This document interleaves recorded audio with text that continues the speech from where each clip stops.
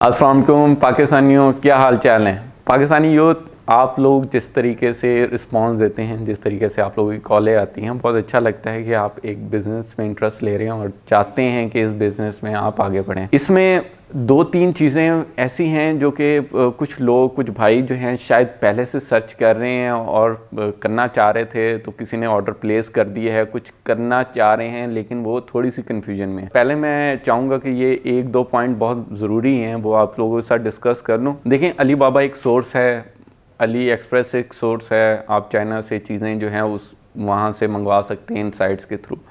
लेकिन होता क्या है, वहाँ पे इशू क्या आता है। इशू बहुत देखा जाए तो वैसे आपको नज़र ही नहीं आता है वो इशू क्या है, लेकिन वो फ्यूचर में आपके लिए प्रॉब्लम बन सकती है। एक मशीन, एक मेरे भाई हैं, उन्होंने बिहाड़ी से थे, कॉल की मुझे, और मुझे जो है उन्होंने वीडियो देखी, अप्रिशिएट भी किया, और साथ क्या में उन्होंने अपना जो है ना पूरा लुपे लुबाब रखा कि उन्होंने किस तरीके से मुख्तलिफ़ ब्रांड्स को सर्च किया और उसमें से उन्होंने अपनी पसंद की प्रोडक्ट निकाली। अब कुछ ब्रांड्स ऐसे हैं जो कि मार्केट में अवेलेबल हैं, लेकिन वो आपको लगेंगे कि शायद वो थोड़े चीपर भी हैं।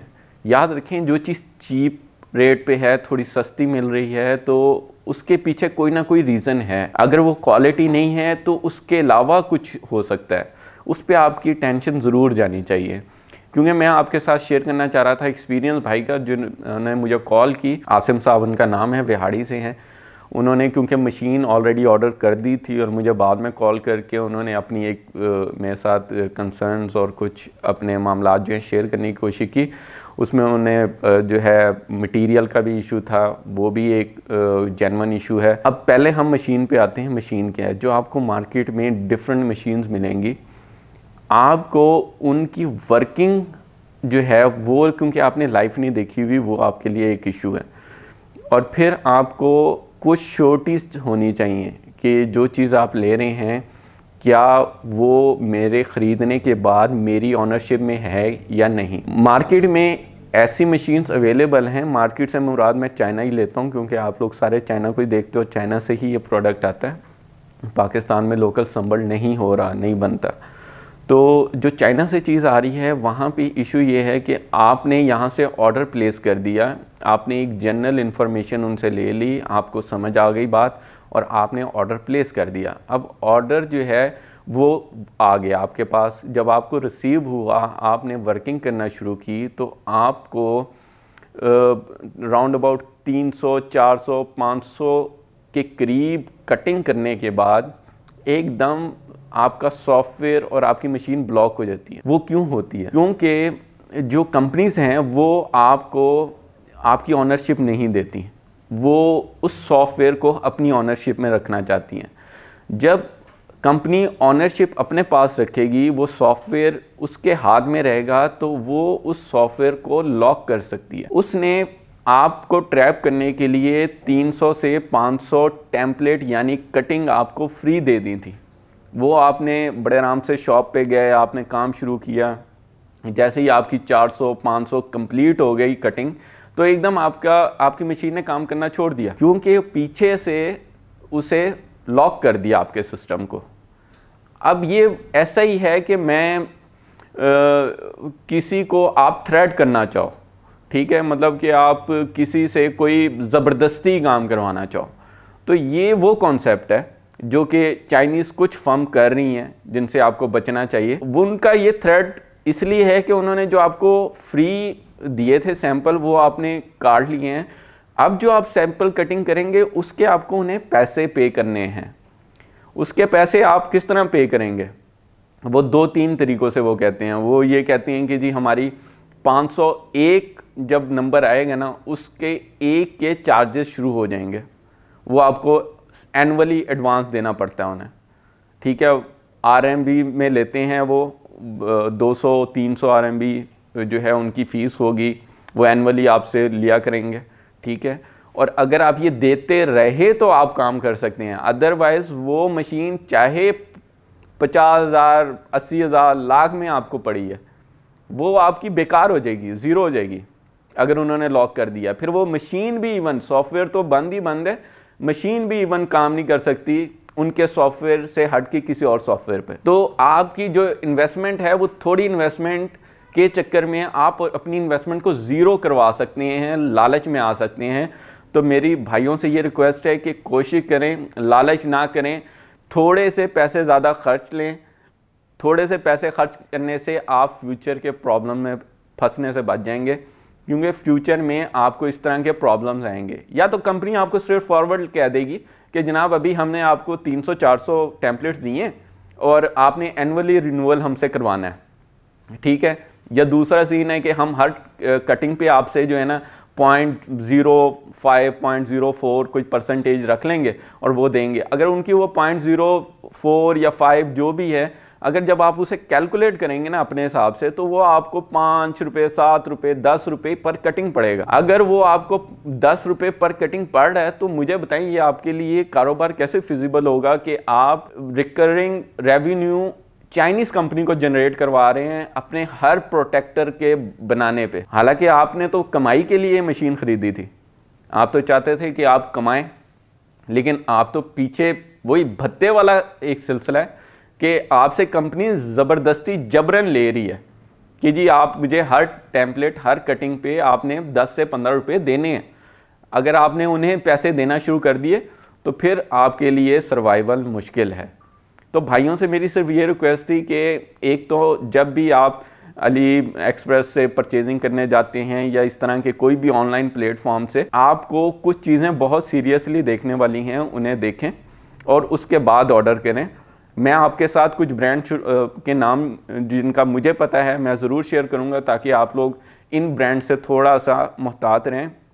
उनमें सनराइज़ है एक कंपनी जो कि प्लॉटर बनाती है, और ये ज़्यादा प्लॉटर्स में काम हो रहा है, इसलिए मैं आपको बताना चाह रहा हूँ, क्योंकि हमारी नेक्स्ट जो वीडियो होगी वो डाइकिन की प्लॉटर के बारे में होगी, और वो एक सस्ता और आपको छोटा सोल्यूशन है कि अगर आप उसे छोटी सी शॉप पे रख के करें तो वो 360 पे वर्क करता है। लेकिन उसमें कहाँ पे कमियां हैं वो भी मैं आपके साथ ज़रूर शेयर करूँगा।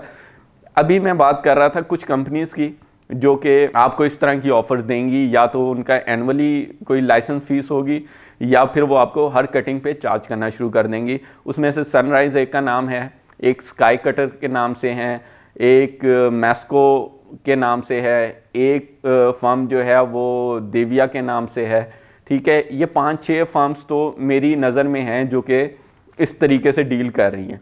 तो आप लोगों ने थोड़ा सा एहतियात करना है, बचना है कि अगर आप ख़ुद भी परचेजिंग करना चाह रहे हैं, डायरेक्ट परचेजिंग करना चाह रहे हैं, अगर आप डायरेक्ट परचेजिंग करना चाह रहे हैं तो इन चीज़ों का ख्याल रखें। ये वो चीज़ें हैं जो आपको शायद कोई नहीं बताएगा, और मैं आपको इसलिए गाइड कर रहा हूँ कि मुझे इन चीज़ों की नॉलेज हो गई तब आपके साथ शेयर करने के काबिल हुआ हूँ। अदरवाइज़ आपको अपने पैसों पर रिस्क ले के ये चीज़ सीखनी पड़नी थी। एक तो ये हो गया। दूसरा एक बहुत बड़ा इशू जो आ रहा है वो ये आ रहा है कि लोगों के जहन में अभी भी होल सेल का एक कॉन्सेप्ट है कि जी हम मशीन लगाएं और होल सेल करें।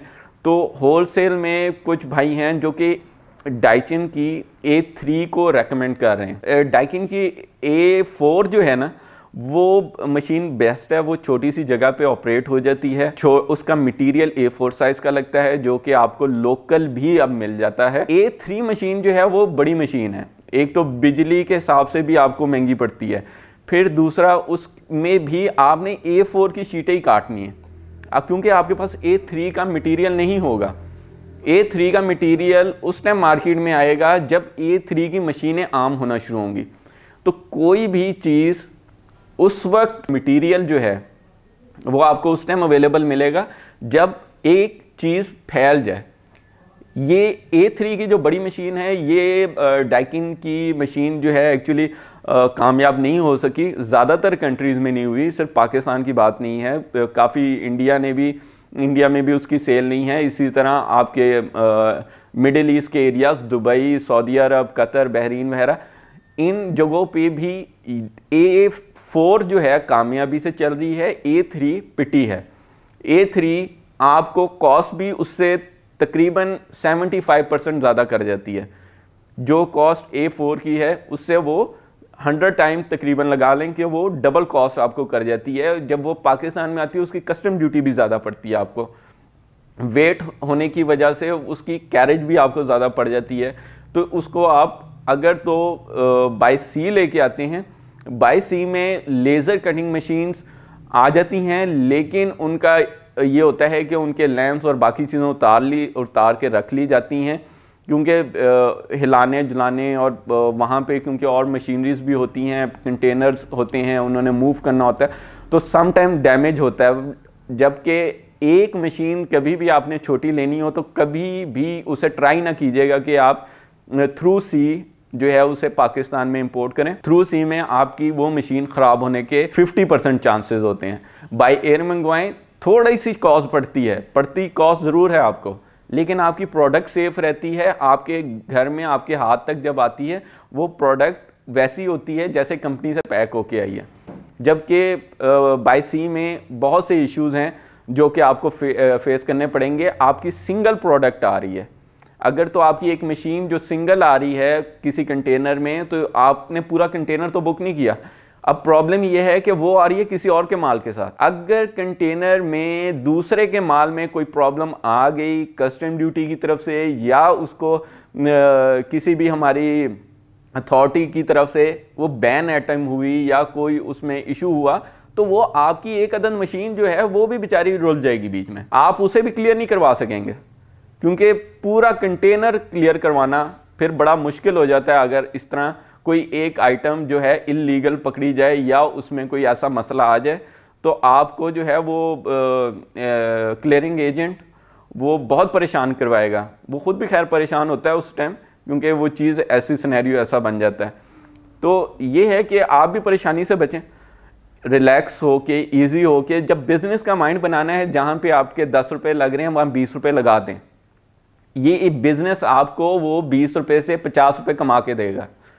लेकिन अगर आपने स्टार्टिंग में ही कंजूसी दिखाने की कोशिश की कि 10 रुपये की चीज़ जो है एक मिल रही है, तो आप कोई 5 रुपये वाली चीज़ लेके इसको फुलफिल कर लेंगे, वो 5 रुपये में भी आपको फ्यूचर में ज़ीरो हो जाए वो आपका 5 रुपये।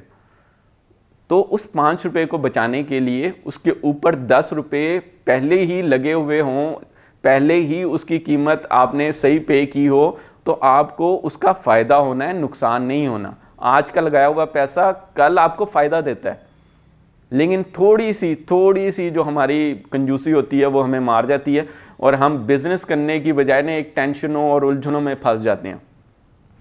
तो ये दो एक मेजर प्रॉब्लम्स आ रही थी। मैं चाह रहा था कि आप लोगों के साथ इस चीज़ को शेयर करूं, क्योंकि आपको मुख्तलिफ मार्केट में ब्रांड्स मिलते हैं, आप मुझे बताते हैं कि वो इतने का है, वो इतने का मिल रहा है। बिल्कुल वो मिल रहे होंगे, मैं किसी को रोक नहीं सकता, बाद में लिए भी होंगे, यूज़ भी कर रहे होंगे।